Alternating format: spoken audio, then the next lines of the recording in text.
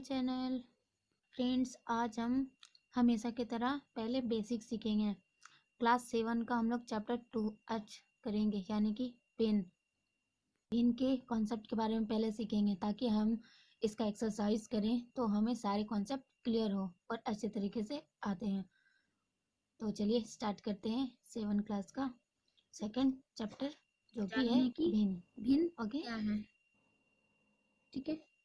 पहले हम जानेंगे कि भिन्न क्या है। तो चलिए स्टार्ट करते हैं और समझते हैं कि भिन्न है क्या। देखो, जैसे कि मैंने बोला कि 2/3, ठीक है। 2/3 तो हम इसको समझ सकते हैं कि माना कि एक बॉक्स है, इस बॉक्स का मैंने 3 भाग इसका कट कर दिया है, यानी कि जो नीचे है वो 3 भाग है, और ये 2 है जो कि इस बॉक्स को हम लोगों ने रंग दिया है, ठीक है, रंगा हुआ भाग है। तो नीचे जो कुल है, कुल नीचे आया, और जो रंगा हुआ भाग है वो ऊपर आया, ठीक है। इसी तरीके से हम लोग जैसे कि एक बॉक्स है, एक बॉक्स को हम लोगों ने 2 भागों में बांट दिया, और ऊपर का जो है वो रंगा हुआ भाग आ गया, तो हम लोग इस तरीके से समझ सकते हैं कि इसे हम लोग बोलेंगे भिन्न। यानी कि नीचे जो संख्या होती है वो कुल होती है, और जो रंगा वाला भाग है वो ऊपर की संख्या है, ठीक है। आइए हम समझते हैं कि भिन्नों के प्रकार। आप लोग सोच रहे होंगे कि मैं डायरेक्ट क्वेश्चन क्यों नहीं करवा रही हूँ।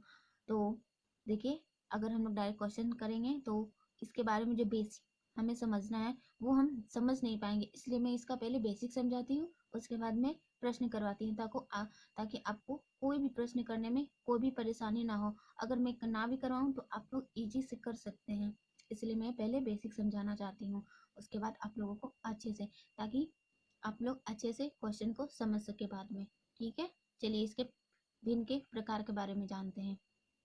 भिन्न के प्रकार, ठीक है।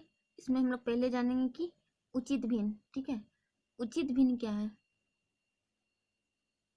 उचित भिन्न क्या है, ठीक है। देखो, उचित भिन्न हम उसे कहेंगे जिसमें अंश का मान हर से छोटा होता है। देखो, अंश और हर किसे कहते हैं इसे मैं पहले बता देती हूँ। देखो, ये जो ऊपर का भाग है, ऊपर का भाग है वो अंश है, और नीचे का भाग है जो कि हर है, ठीक है। यानी कि मैंने अभी क्या बोला, उचित भिन्न में अंश का मान हर से छोटा होता है, यानी अंश का मान है जो कि हर से छोटा होगा। तो मैं इसका एग्जांपल हम लोग लिख सकते हैं कि जैसे कि 1/2 अंश का मान है, ये अंश और ये हर है, यानी कि अंश का मान है जो कि हर से छोटा होता है, तब ये एक उचित भिन्न है। जैसे हम लोग और भी एग्जांपल लिख सकते हैं, 3/5, देखो ये अंश है ये हर है, यानी हर से छोटा है अंश का मान, ये भी एक उचित भिन्न है। जैसे हम लोग और भी एग्जांपल लिख सकते हैं, 7/12, देखो इसी तरीके से उचित भिन्न क्या होगा, अंश का मान है जो कि हर से छोटा होगा, और इसी का विपरीत होता है, इसी का विपरीत हो जाएगा विषम भिन्न, ठीक है। विषम भिन्न, इसी का एग्जाम्पल हम लोग देखते हैं, बस इसका अपोजिट हो जाएगा, यानी कि हम लोग इसको उलट देंगे, यानी कि अंश जो कि बड़ा हो जाएगा और हर जो कि छोटा हो जाएगा, यानी कि अंश बड़ा हो जाएगा, हर छोटा हो जाएगा, ये अंश बड़ा और हर छोटा, तो ये हमारा विषम भिन्न का एग्जाम्पल हुआ। इसे हम लोग अनुचित भिन्न भी कह सकते हैं, ठीक है, अनुचित भिन्न, ठीक, समझ आ गया। उचित भिन्न में क्या है कि अंश का मान हर से छोटा होता है, और अगर हम लोग इसको पलट दिए तो अनुचित भिन्न यानी कि विषम भिन्न बन जाएगा। और हाँ, मैं आप लोगों को बता दूं कि अगर आप लोगों को ये नोट्स चाहिए तो प्लीज़ आप मेरे टेलीग्राम चैनल पे आके ऐड हो सकते हैं, मैं आप लोगों को वहाँ पे नोट्स प्रोवाइड कर दूंगी, ठीक है। चलिए इसके और भी हम लोगों इसके तीसरे प्रकार के बारे में समझते हैं। इसका तीसरा प्रकार होगा मिश्र भिन्न, ठीक है। मिश्र भिन्न के बारे में समझते हैं कि मिश्र भिन्न है क्या। देखो, मिश्र भिन्न में एक तो आपका पूर्ण संख्या होगा, पूर्ण संख्या यानी कि 1 2 3 4 ये सब पूर्ण संख्या है, ठीक है। देखो, पूर्ण संख्या होगी यानी कि 0 से लेकर, अगर हम लोग पूर्ण संख्या पढ़े हैं पहले क्लास में कि पूर्ण संख्या क्या है, प्राकृत संख्याओं के आगे हम लोग शून्य लगा देते हैं तो वो पूर्ण संख्या कहलाती है। तो वो जैसे कि 1 2 3 4 5 इस तरीके से, और एक उचित भिन्न हो, यानी कि देखो, एक पूर्ण संख्या हो यानी कि 2, ये पूर्ण संख्या हो गया, इसी के साथ एक अनुचित भिन्न, सॉरी उचित भिन्न, उचित भिन्न ये है इस तरीके से, तो हम इसका एग्जाम्पल और भी हो सकता है, जैसे कि एक पूर्ण पूर्ण संख्या हो और एक उचित भिन्न हो, तो हम लोग यहाँ पे लिख सकते हैं कि 2/4, 2/4 या 2/5। ये सब क्या है हम लोग का, जैसे लिख सकते हैं यहाँ पे 2, 3/6। इस तरीके का क्या है, ये सब सब है जो कि मिश्र भिन्न है, इसका एग्जाम्पल। तो आप बोलेंगे कि ठीक है, ये समझ में आ गया। अब आप लोग बोलेंगे कि मैम इसे हम लोग कैसे सॉल्व करें, तो मैं इसे सॉल्व करना भी बताती हूँ। ठीक है, अब मिश्र भिन्न को हम लोग उचित भिन्न में बदलना है। ठीक है, यानी कि मिश्र भिन्न को हल करने का तरीका, यानी कि मिश्र भिन्न को हम लोग उचित भिन्न में बदलेंगे। तो कैसे बदल सकते हैं, जैसे कि देखो मैंने यहाँ पे लिखा 1/2। ठीक है, यानी कि हम लोग इस तरीके से लिखेंगे। तो हम लोग इसे उचित भिन्न में हम लोग कैसे बदलेंगे, देखो ये जो नीचे 2 है, यानी कि ये हमारा हर है, हर को इस संख्या से गुना कराएंगे। ठीक है, गुना करवाएंगे तो कितना आ जाएगा, 2×2 = 4, और 4 फिर ये जो संख्या है ये गुना करा के उससे इसको हम लोग ऐड कर देना है। ठीक है, देखो 2×2 = 4 और 4 में 1 ऐड करेंगे तो 5, 5 ये ऐसे ही रह जाएगा 2, यानी कि बन गया ना हमारा उचित भिन्न। ठीक है, अब हम लोग इसे सॉल्व करना सीखते हैं। ठीक है, देखो 4 है, 2/5 क्या करेंगे, इस 5 को यानी कि हर को 4 से गुना करवाएंगे। ठीक है, अब गुना करा के जो भी संख्या आएगा उसमें हम लोग 2 ऐड कर देंगे। समझ में आया, देखो यानी कि 5 चौके 20, 20 में 2 जोड़ेंगे तो 22, 22/5 इसका आंसर हो जाएगा, यानी कि ये हमारा उचित भिन्न में बदल जाएगा। ठीक है, अब हम लोग देखते हैं कि अगर उचित भिन्न में दिया हो तो हम लोग उसे मिश्र भिन्न में कैसे बदलेंगे। ठीक है, देखो जैसे कि मैं यहाँ पे बता देती हूँ, जैसे कि यहाँ पे दिया हुआ है 3/2। ठीक है, ये तो उचित भिन्न है, उचित भिन्न को हम लोग मिश्र भिन्न में कैसे बदलेंगे, देखो 2 है, 2 को हम लोगों को 3 से भाग देना होगा। ठीक है, जैसे 2 है, 2 को हम लोगों को 3 से भाग देना होगा। तो देखो 2 का टेबल में तो हमारा 3 नहीं आता है, तो हम लोग किस तरीके से भाग देते हैं, 3 नहीं आता तो उससे कम हम लोग लेते हैं। ठीक है, कम लेंगे तो होगा 2 एकम 2, यहाँ पे 3 में से हम लोग 2 माइनस करेंगे तो यहाँ पे 1 बचेगा रिमाइंडर, यानी कि हम लोग इसको इस तरीके से लिख सकते हैं कि जो 2 नीचे है वो तो 2 नीचे रह जाएगा, और ये जो 1 आया है वो 1 यहाँ आ जाएगा, और यहाँ पे जो एक शेष बचा है ना, ये शेष है जो कि ऊपर चला जाएगा। इस तरीके से हमारा उचित भिन्न से मिश्र भिन्न बन गया। यहाँ पे आप लोगों ने सीखा कि मिश्र भिन्न से उचित भिन्न बनाना। अब हम लोग सीख रहे हैं उचित भिन्न से मिश्र भिन्न बनाना। ठीक है, एक और एग्जाम्पल हम लोग ले लेते हैं। ठीक है, दूसरा एग्जाम्पल लेते हैं कि 6/5। ठीक है, देखो देखो 5 है, 5 से हमको किससे भाग देना है, 6 को भाग देना है। 6 को भाग देंगे तो देखो 5 का पहाड़ा में 6 नहीं आता है, यानी कि 5 एकम 5 हम लोग एक बार में लिख सकते हैं। तो 5 यहाँ पे कितना बच गया, 1। ठीक है, तो हम लोग इसको कैसे लिखेंगे, ये शेष बच गया है, यानी कि शेष को हम लोगों को कहाँ लिखना है, ऊपर लिखना है। जो नीचे रहता है या शेष वो ऊपर आ जाता है, जो यहाँ पे 5 है वो सेम रह जाता है, बाकी ये जो यहाँ पे बचता है यानी कि जितना बार हम लोग लगाते हैं वो यहाँ पे आ जाता है, यानी कि यहाँ पे इस तरीके से आंसर हो गया।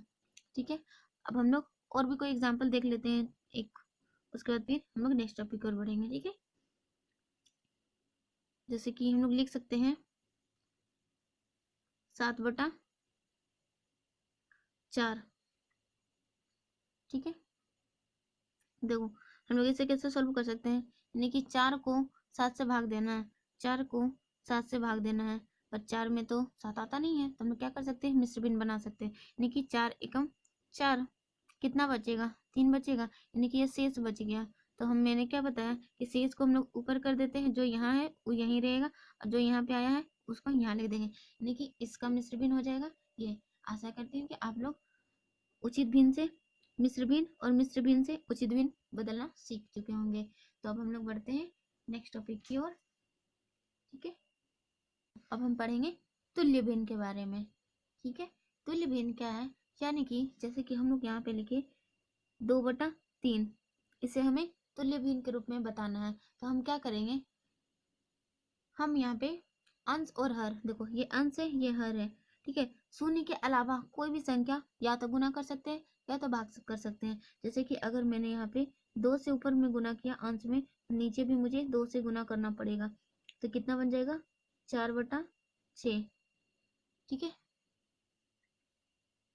जैसे कि मैं यहाँ पे लिख सकती हूँ दूसरा एग्जाम्पल कि 4/3 है। ठीक है, 4/3 है, तो इसका तुल्य भिन्न बनाना है।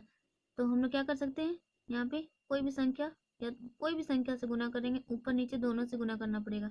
5 चौके 20, 5 तिया 15। अगर हम इसे डिवाइड करते हैं यानी कि काट देंगे, भाग दे देंगे, तो फिर से ये संख्या बन जाना चाहिए। ठीक है, अब हम लोग और भी कोई संख्या ले सकते हैं, जैसे कि 20/10 है। ठीक है, तो हम लोग इसको भाग दे सकते हैं, 5 से इसको भी देंगे, 5 से इसको भी, कोई भी संख्या से आप भाग दे सकते हैं, बस आपको तुलनात्मक है। सेम संख्या से ऊपर नीचे दोनों में हम लोगों को या तो भाग करेंगे या तो गुना करेंगे, उसे तुल्य भिन्न कहते हैं। ठीक है, देखो इसे भाग देंगे तो कितना हो जाएगा 5 चौके 20, इसे भाग देंगे तो 5 दूनी 10, यानी कि 4/2 तुल्य भिन्न हो जाएगा। ठीक है, समझ में आ गया। अब हम लोग पढ़ेंगे कि समान भिन्न, समान भिन्न क्या है। अब हम लोग समान भिन्न का एग्जाम्पल लेते हैं। समान भिन्न, समान भिन्न के बारे में समझते हैं कि समान भिन्न है क्या। देखो, वैसे दो या दो से अधिक भिन्न जिसमें समान हर होता है उसे हम लोग समान भिन्न कहते हैं। देखो, जैसे मैं यहाँ पे एग्जाम्पल लेती हूँ 2/9, 5/9, 7/9। देखो मैंने क्या बोला, मैंने बोला कि वैसे भिन्न जिसके हर, दो या दो से अधिक भिन्न जिसके हर समान हो। ठीक है, ये आंसर होता है, ये हर होता, हर समान हो तो ये समान भिन्न कहलाएगा। ठीक है, अब हम लोग देखते हैं कि असमान भिन्न क्या है, इसी के विपरीत हो जाएगा असमान भिन्न। असमान भिन्न इसके विपरीत हो जाएगा, समान भिन्न के विपरीत हो जाएगा, यानी कि जिसका, जैसे कि हम लोग यहाँ पे लिख सकते हैं कि वैसे भिन्न जो वैसे दो या दो से अधिक भिन्न जिसमें हर समान ना हो, यानी कि हर अलग अलग हो। जैसे कि हम लोग यहाँ लिख सकते हैं 2/3, 3/7, 4/5, यानी कि दो या दो से अधिक होना चाहिए साथ में, तो ये हो जाएगा हमारा असमान भिन्न, ये हो जाएगा हमारा समान भिन्न। समझ में आया। अब हम लोग इसके नेक्स्ट टॉपिक की ओर बढ़ते हैं। अब हम सीखेंगे भिन्नों का योग। चलिए सीखते हैं। देखो,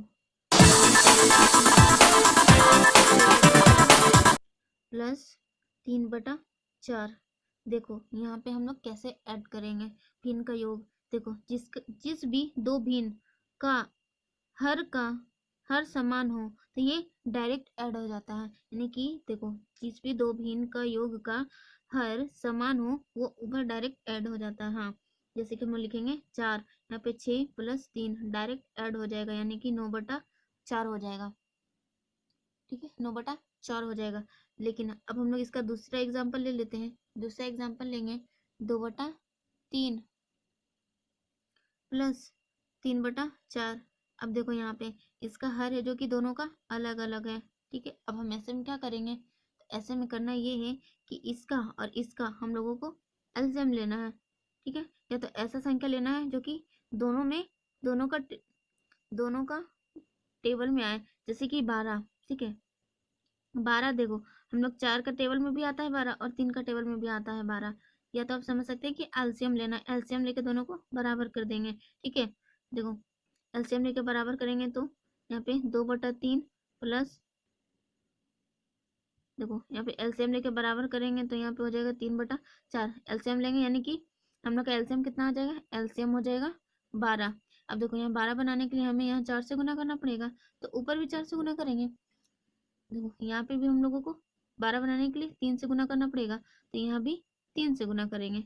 ओके, अब देखो हम लोग क्या करेंगे, मैं यहाँ लिखती हूँ। ठीक है, देखो अब यहाँ पे हो जाएगा 4 दूनी 8 बटा 4 तिया 12। ठीक है, प्लस 4 तिया 12, फिर ऊपर में 3 तिया 9। अब देखो ये क्वेश्चन सेम ऐसा बन गया ना, यानी कि इसका हर समान हो गया, हर समान हो गया तो हम क्या करेंगे 12, फिर ऊपर में डायरेक्ट ऐड हो जाएगा, यानी कि 9 और 8 कितना हो जाएगा 17। इसका राइट आंसर हो जाएगा इस तरीके से। समझ आया। अब हम लोग तीसरा क्वेश्चन लेते हैं और उसके एग्जाम्पल से समझते हैं। तीसरा क्वेश्चन भी डिफरेंट है। जैसे कि हम लोगों ने लिया 2 प्लस 2/8। अब बोले कि कोई माँ इसे कैसे सॉल्व करूँ? ठीक है, मैं बताती हूँ, टेंशन की बात नहीं है। देखो यहाँ पे 2 है, यानी कि ये एक पूर्ण संख्या है, तो हम इसे क्या कर सकते हैं? देखो कहीं भी 2 या 3 लिखा रहता है, उसके नीचे 1 छिपा रहता है ना। देखो अब 1 का टेबल में हम लोगों को इन दोनों का एलसीएम लेना है। इन दोनों का एलसीएम लेंगे तो 8 आएगा। 8 आएगा तो हम लोगों को यहाँ पे 8 बनाने के लिए यहाँ पे 8 से गुना करेंगे, तो ऊपर भी 8 से गुना करना पड़ेगा। यानी कि अब देखो यहाँ पे बन गया 8 दूनी 16, सॉरी यहाँ पे 16 हो जाएगा। ठीक है, 8 दूनी 16, यहाँ पे हो जाएगा 8 प्लस यहाँ पे 2 हो जाएगा, यहाँ पे 8 हो जाएगा। ठीक है, अब देखो ये इसका भी हर अभी समान हो गया, यानी कि ये भी इसके जैसा हो गया। तो हम क्या करेंगे, अब डायरेक्ट हम लोग ऐड कर देंगे। ठीक है, अब देखो 16 और 2 कितना हो जाएगा? 18 हो जाएगा। अगर ये डिवाइड होता है तो डिवाइड कर सकते हैं, नहीं होता तो ये हमारा आंसर। ठीक है, डिवाइड कर देंगे तो 2 से 9 बार में कटेगा, 2 से 4 बार में कटेगा, यानी कि हमारा राइट आंसर हो जाएगा इतना। ठीक है, समझ आया होगा। और मैं आप लोगों को फिर से बोल रही हूँ कि अगर आप लोगों को नोट्स चाहिए तो प्लीज़ आप लोग मेरे टेलीग्राम चैनल पर आकर ऐड हो जाइएगा। ठीक है, मैं आप लोगों को वहाँ पे सारे जितने भी पीडीएफ बनेंगे वो चैप्टर बाय चैप्टर प्रोवाइड कर दूंगी, और आप लोग वहाँ से डाउनलोड करके इसका नोट्स बना सकते हैं। तो हम आप लोगों ने भिन्नों का योग सीख लिया होगा। अब हम लोग बढ़ते हैं भिन्नों का घटाव के बारे में। ठीक है, भिन्नों का घटाव सीखते हैं। देखो पहला क्वेश्चन हम लोग लेते हैं भिन्न का घटाव में। जैसे कि यहाँ पे है 3/5 माइनस यहाँ पे है 2/5। जैसे हम लोगों ने ऐड में सीखा था वैसे ही हम लोग यहाँ पे घटाव में सीखेंगे।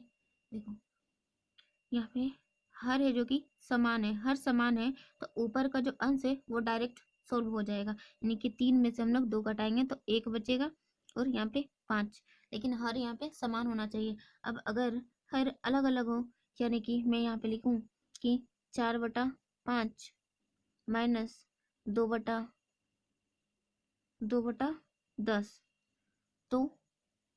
तो हम लोग इस तरीके से लिख सकते हैं। इन दोनों का एलसीएम लेंगे, यानी कि दोनों का टेबल में, यानी कि दोनों का टेबल पढ़ेंगे, सेम होगा तो हम लोग यहाँ पे कर लेंगे। ठीक है, जैसे कि यहाँ पे 10 है तो हम लोग 5 का टेबल में भी 10 आता है। ठीक है, तो हम लोग यहाँ पे 10 बनाने के लिए 2 से गुना करेंगे, तो ऊपर भी हमें 2 से गुना करना पड़ेगा। ठीक है, देखो यहाँ पे 2 से गुना करेंगे तो 8 हो जाएगा, 8/10 यहाँ पे हो जाएगा माइनस 2/10।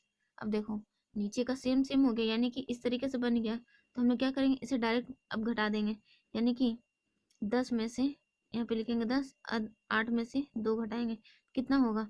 8 में से अगर 2 घटा दिए तो 6/10 बच जाएगा। यानी कि हम लोग अब इसे डिवाइड कर सकते हैं। ठीक है, डिवाइड करेंगे तो यहाँ पे देखो 2 तिया 6, 2 पचे 10, इस तरीके से हमारा आंसर हो जाएगा। अगर नहीं डिवाइड करते तो इतना आंसर हो जाएगा। ठीक है, और मैं इसका फिर तीसरा क्वेश्चन लेकर के आप लोगों को बताती हूँ। तीसरा क्वेश्चन है जैसे कि 6 है माइनस 3/4। अब हम इसे कैसे सॉल्व करेंगे? तो मैंने आप लोगों को प्लस में भी बताया था कि यहाँ कुछ नहीं रहता है तो उसके नीचे 1 छिपा रहता है। तो अब देखो यहाँ पे 4 है तो हम लोग यहाँ पे भी 4 बना देंगे, यानी कि यहाँ 4 बनाने के लिए हम लोगों को 4 से गुना करना पड़ेगा, तो ऊपर भी 4 से गुना करेंगे, यानी 6 चौका 24 हो जाएगा, बटा में 4 माइनस यहाँ पे हो जाएगा 3/4। यानी कि हम लोग क्या करेंगे, ये 4 लिख लेंगे और फिर डायरेक्ट हो जाएगा घटाव, क्योंकि देखो इसका हर जो कि समान हो गया, यानी कि 24 में से 3 घटा देंगे तो हो जाएगा 21, जो कि हमारा राइट आंसर हो जाएगा। ठीक है, भिन्न का घटाव आप लोग सीख चुके होंगे। अब हम लोग भिन्न का गुना सीखते हैं, उसके बाद फिर भाग सीखेंगे। तो भिन्न का गुना सीखते हैं। पहला हम लोग एग्जाम्पल लेते हैं, जैसे कि यहाँ पे है 5/8 गुना 3। इसे कैसे गुना करेंगे? तो यहाँ पे 3 है, 3 का नीचे कुछ नहीं रहता तो मैंने बताया कि 1 रहेगा। इसका भिन्न का गुना का नियम है कि ऊपर का ऊपर से गुना होता है, नीचे का नीचे से गुना होता है। ऊपर का ऊपर से गुना होगा, यानी कि 5 दिया 15 होगा, नीचे में 8 को 1 से गुना करेंगे तो 8 होगा। ये हमारा राइट आंसर हो जाएगा। ठीक है, हम लोग दूसरा एग्जाम्पल लेके देखते हैं। दूसरा एग्जाम्पल हो जाएगा हमारा 2/3 गुना 6/4। देखो मैंने सिखाया है कि आपको कि ऊपर का ऊपर गुना होगा, नीचे का नीचे से गुना होगा, या तो अगर कट रहा है तो यहीं पे काट देंगे। ठीक है, लेकिन हम लोग बाद में काटेंगे। ठीक है, अभी गुना कर लेते हैं। 6 दूनी 12, यहाँ पर हो जाएगा 4 तिया 12, यानी कि अगर हम इसको डिवाइड करते हैं तो 1/1 आंसर हो जाएगा। ठीक है, देखो हम लोग तीसरा एग्जाम्पल लेते हैं। तीसरा एग्जाम्पल जैसे कि 7/5 है गुना 3/8 है, यानी कि यहाँ पे सारी संख्या अलग अलग है। हम लोग कैसे गुना करेंगे, यानी कि ऊपर का ऊपर से गुना, नीचे का नीचे से गुना, यानी 7×3=21। ठीक है, 7×3=21 और 8×5=40, इसका राइट आंसर हो जाएगा। ठीक है, समझ आ गया। अब हम लोग भिन्न का भागा सीखते हैं। भिन्न का भाग हम लोग पहला एग्जाम्पल लेते हैं और इसे सीखने का प्रयास करते हैं। ठीक है, जैसे कि हम लोग पहला क्वेश्चन लेते हैं कि 2। ठीक है, 2/4/6। देखो यहाँ पे इसके नीचे कुछ नहीं, यानी कि 1 छिपा हुआ है। इसे कैसे भाग करेंगे, देखो जब भी भाग यहाँ पे आता है तो हम लोग क्या करते हैं, इस भाग को हम लोग गुना में कन्वर्ट कर देते हैं और ये संख्या जो कि पलट जाती है, यानी कि नीचे का ऊपर ऊपर का नीचे हो जाती है, यानी कि इस तरीके से हो जाएगी। ठीक है, ये वाला कुछ नहीं होता, सिर्फ ये इसको आपको चेंज करना है, इसको आपको कुछ भी नहीं करना, टच भी नहीं करना है, सिर्फ ऐसे उतारना है। ये गुना में होगा तो 6 ऊपर और 4 नीचे हो जाएगा, यानी कि 6 ऊपर और 4 नीचे हो जाएगा। ठीक है, यानी कि अब हम लोग गुना कर देंगे, 6×2 = 12 और यहाँ पे 4×1 = 4, इस तरीके से होगा। समझा आपने कि क्या करना है, इसे हम लोग अगर गुना में कन्वर्ट करते हैं तो ये जो संख्या है, अंश है जो कि हर में आ जाता है और हर है जो कि अंश में चला जाता है। जैसे हम लोग दूसरा एग्जांपल हम लोग लेके और समझ सकते हैं, जैसे कि 4/9 भागा 2/3 है। तो हम इसे क्या करेंगे, मैंने आपको क्या बताया, ये संख्या, ये जो भाग है, इसको हम लोग अगर गुना में कन्वर्ट करते हैं तो अंश हर में चला जाता है और हर अंश में आ जाता है। ठीक है, जैसे कि, और ये संख्या को आप लोगों को कुछ नहीं करना, ये जैसे कि तैसे वैसे उतारना। यहाँ गुना में करेंगे तो 3 ऊपर चला जाएगा और 2 नीचे आ जाएगा। ठीक है, अब हम लोग ये नॉर्मल गुना बन गया, तो हम लोग गुना में कैसे किए थे कि ऊपर ऊपर गुना, नीचे का नीचे गुना, यानी कि 4×3=12 और 9×2=18, यानी कि इसका राइट आंसर हो जाएगा 9/18, या फिर हम लोग इसे डिवाइड करके भी लिख सकते हैं।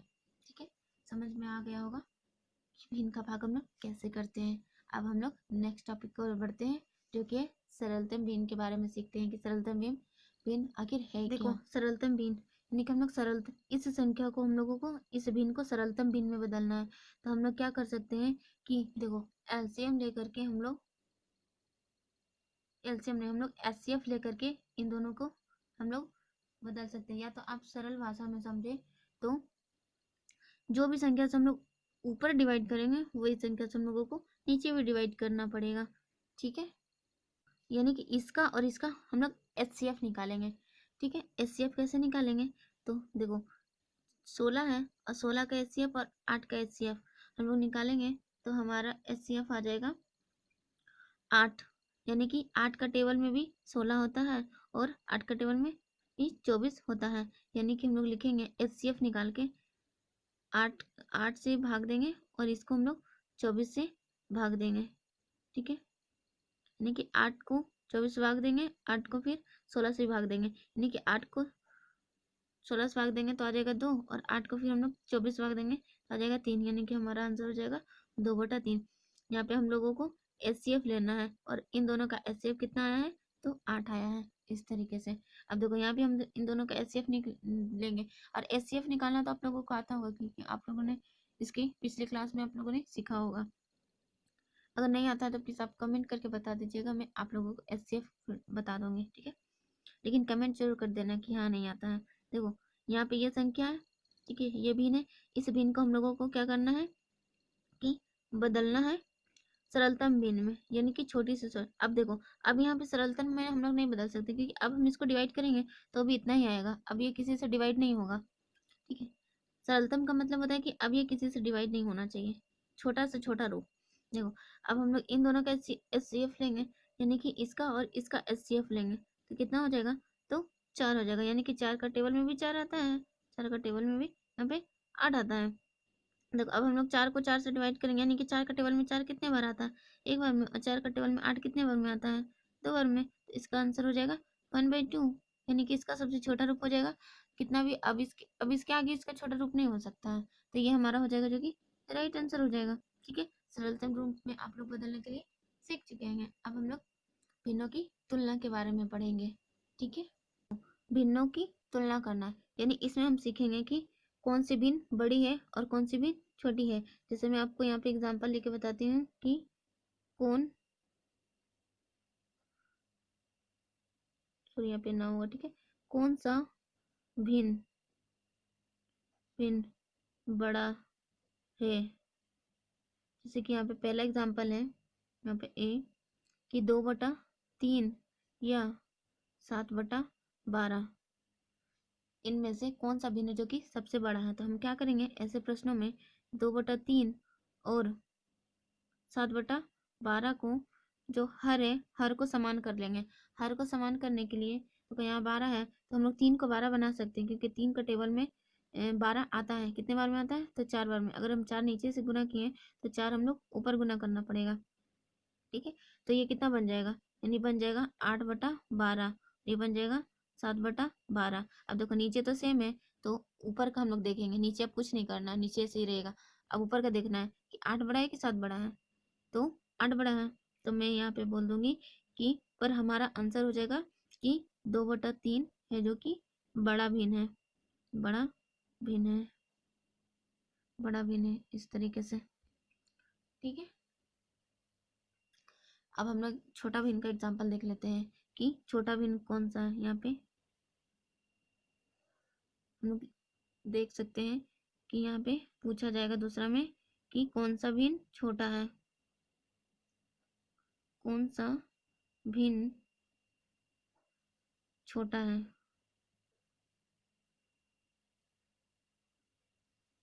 जैसे कि हम लोग को एग्जांपल ले लेते हैं, जैसे कि हम लोग कोई एग्जांपल ले सकते हैं यहाँ पे कि 8/9 और 6/7, निम्न दोनों में से कौन सा छोटा भिन्न है। तो हम लोग क्या करेंगे, इसका हर को समान कर देंगे। अब देखो यहाँ पे 9 है, यहाँ पे 8 है, हर को समान करने के लिए क्या करते हैं, एलसीएम लेते हैं, और एलसीएम लेकर के हम लोग इन दोनों को वहाँ पे बराबर कर देंगे। अगर हम लोग इसका एलसीएम लेते हैं तो एलसीएम आ जाएगा 9×7 63, 63 बनाने के लिए यहाँ पे 7 से गुना, 63 बनाने के लिए यहाँ पे 9 से गुना। अगर नीचे 9 से किए तो ऊपर भी 9 से करना होगा, यहाँ पे 7 से किए तो ऊपर भी 7 से करना होगा, यानी कि 8×7 56 बन जाएगा। नीचे आ जाएगा 9×7 63, और दूसरा वाला आ जाएगा 9×6 54, और ये नीचे आ जाएगा 63। अब बताओ कौन बड़ा कौन छोटा। ये बड़ा, नीचे तो सेम है, नीचे तो हम लोग का तुलना करेंगे नहीं, क्योंकि नीचे तो बराबर है। ऊपर का तुलना करेंगे, यानी कि 56 और 54, सॉरी हाँ, 56 और 54, यानी इन दोनों में से कोई छोटा कौन है, तो 54 छोटा है। तो हम यहाँ पे लिखेंगे कि 6/7 छोटा भिन्न है, छोटा भिन्न है। इस तरीके से हमारा राइट आंसर हो जाएगा, ठीक है। आशा करती हूँ कि आप लोग बड़ा भिन्न और छोटा भिन्न ज्ञात करना सीख चुके होंगे। अब हम लोग देखते हैं कि भिन्नों को अवरोही क्रम और आरोही क्रम में कैसे व्यक्त करना है। अब हम लोग सीखेंगे कि भिन्नों को आरोही और अवरोही क्रम में लिखना। देखो इससे पहले मैं आपको बता दूं कि आरोही क्रम क्या है। आरोही यानी कि बढ़ते हुए क्रम में, यानी कि कोई भी संख्या है, जैसे कि मैं आप लोगों को बोलूं, जैसे कि 1 है, 2 3 4, ऐसे करके हम लोग आगे क्या करेंगे, बढ़ते जाएंगे, यानी कि छोटी संख्या से बड़ी संख्या। और अवरोही क्या है, अवरोही यानी कि बड़ी संख्या से छोटी संख्या, जैसे कि 5 है, 4 है, 3 है, 2 है, 1 है, उसके बाद और भी आगे आते जाएगी छोटी संख्या, ठीक है। इस तरीके से हमारा हो गया। आरोही क्या होगा, देखो आपको याद करने का क्या तरीका है, देखो आरोही और अवरोही, देखो इससे तो छोटे, यहाँ पे तीन तीन अंक 1 2 3, यहाँ पे 3 तो संख्या है, यहाँ पे 1 2 3 4 है, ये छोटा है, यानी कि छोटी संख्या से बड़ी की ओर जाना। और यहाँ पे देखो बड़ा है, इनकी बड़ा से छोटा की ओर जाएंगे। इस तरीके से आप लोगों को याद रखना है, ठीक है, आपको कंफ्यूजन नहीं होगा। तो हम यहाँ पे एग्जाम्पल ले लेते हैं और उससे समझते हैं कि इसका प्रश्न आखिर कैसा पूछा जाता है, ठीक है। जैसे कि आपके बुक में दिया हुआ एग्जाम्पल के 3/4, 7/8 और 9/10 और 11/12 को अवरोही क्रम में लिखना है, ठीक है। अवरोही क्रम में लिखें। तो हम लोग इसे लिखते हैं, देखो हम लोग क्या करेंगे, 3/4 लिखेंगे यहाँ पे, फिर यहाँ पे नीचे में लिखेंगे 7/8, ठीक है, फिर यहाँ पे लिखेंगे 9/10, फिर यहाँ लिखेंगे कि 11/12। क्या करेंगे, इसका जो यहाँ पे नीचे में क्या है, हर है, हर को हम लोग समान करेंगे, और हर को समान करने के लिए हम लोग क्या लेते हैं, एलसीएम। किसका एलसीएम लेंगे, हरों का एलसीएम। तो हम लोग यहाँ पे लिखेंगे कि कैल्शियम बराबर, ठीक है, हर क्या क्या है, 4, 8, यहाँ लिखेंगे हरों का एलसीएम। 4, 8, 10 और 12 का एलसीएम लेंगे तो हमारा एलसीएम आएगा,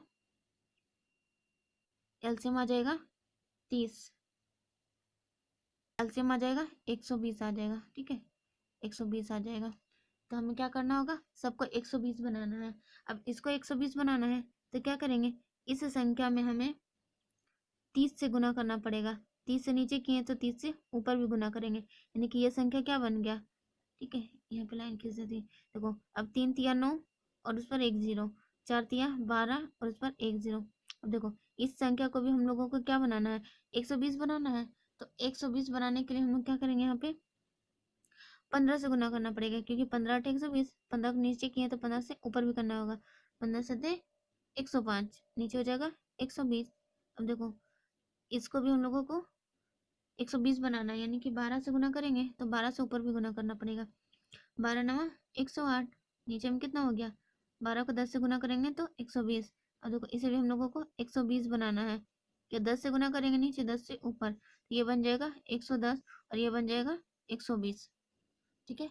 अब हम लोग पहचानेंगे कैसे, अब देखो यहाँ पे सबका नी हर है जो कि समान है, यहाँ पे 90 है, यहाँ पे 105 है, यहाँ पे 108 है, यहाँ पे 110 है, ठीक है।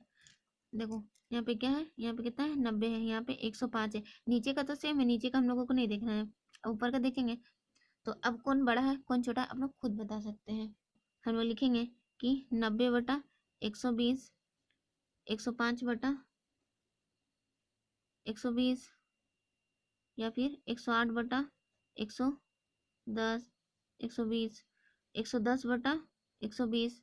अब कौन सा बड़ा है कौन सा छोटा है आप खुद देख सकते हैं। नीचे का हम लोग कुछ नहीं करना है, बस ऊपर का हम लोगों को मैच करना है, ठीक है, यानी कि ये छोटा होगा ये बड़ा होगा, तो हम लोग इस तरीके से कर देंगे, ये छोटा है फिर ये बड़ा है, इस तरीके से, फिर ये छोटा है ये बड़ा है, तो सबसे बड़ा कौन हो गया। देखो इस तरीके से मुंह खुला हुआ है, लेकिन जिधर की ओर मुंह खुला है वो बड़ा होता है, और जिधर मुख बंद है उधर वो छोटा होता है। तो इधर मुख खुला हुआ है तो ये है जो कि इससे बड़ा है, फिर इससे बड़ा है ये, इससे बड़ा है ये, यानी कि सबसे बड़ा कौन संख्या है, 110 है ना।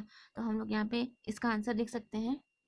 इसका आंसर हम लोग लिखेंगे इस तरीके से कि 90, 90 वाला किसका आया है, यानी कि 3/4, 3/4 छोटा है इससे, ये वाला किसका है 7/8, फिर यहाँ लिखेंगे 9/10, फिर लिखेंगे 11/12। इसका आंसर हो जाएगा इतना, यानी कि सबसे बड़ी संख्या ये है, फिर ये फिर ये फिर ये।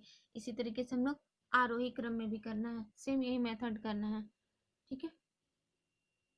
यहाँ पे अवरोही बोला है तो हम लोग बढ़ते हुए क्रम में लगाए हैं, यानी कि यहाँ पे बढ़ते हुए क्रम में बोला है ना, यानी कि बड़ा से छोटा की ओर जाना था, सॉरी मैंने उल्टा कर दिया है।